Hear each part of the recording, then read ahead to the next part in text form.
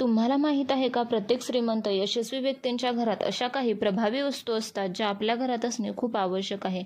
ज्या घरात श्रीमंती सुख समृद्धी आणण्याचे काम करतात.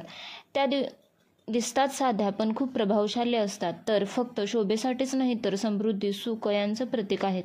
तर त्यातील पहिली गोष्ट हनुमानजींची प्रतिमा, जी शक्ती आणि धैर्याचं प्रतीक आहे. जी घरात अडथळे दूर करून शक्ती धैर्य आणते, त्यामुळे ती आवर्जून घरात असावी.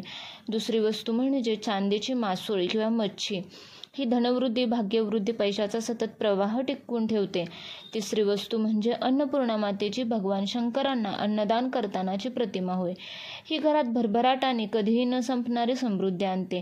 ह्या तिन्ही गोष्टी योग्य पद्धतीने घरात ठेवाव्या. त्यातील हनुमानजींची मूर्ती, प्रतिमा अडथळे दूर करणे, आपली कामे पूर्ण करणे, मुलांच्या अभ्यासात लक्ष, नकारात्मक ऊर्जा, वाईट नजर, शनींचे दुष्परिणाम हे सर्व नाहीसे करण्यासाठी मदत करते.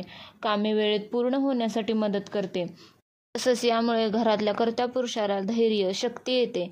तसेच घरातील वाईट नकारात्मक ऊर्जा नाहीशी होते. दुसरी गोष्ट म्हणजे चांदीची मासोळी घरात ठेवल्याने पैशाचा प्रवाह सतत चालू राहतो. ती समृद्धीचे, शुभत्वाचे प्रतीक आहे. ती तिजोरीजवळ किंवा पाण्याच्या पात्रात ठेवावी. अचानक धनलाभ सुद्धा होतो. घरात आनंद टिकून राहतो.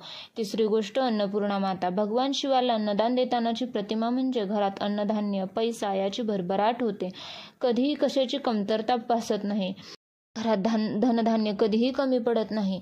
तर या वस्तू घरात कधी आणि कशा आणाव्या, तर ह्या वस्तू घरात कधीही दुपारी 3 वाजल्यानंतर आणाव्या.